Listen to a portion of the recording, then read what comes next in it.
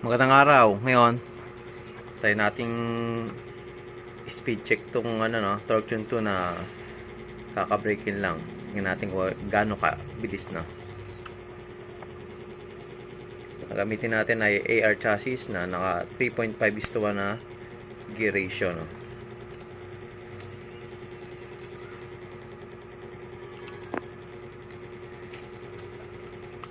Natin kung gaano kabilis itong bagong break-in na torque tune 2.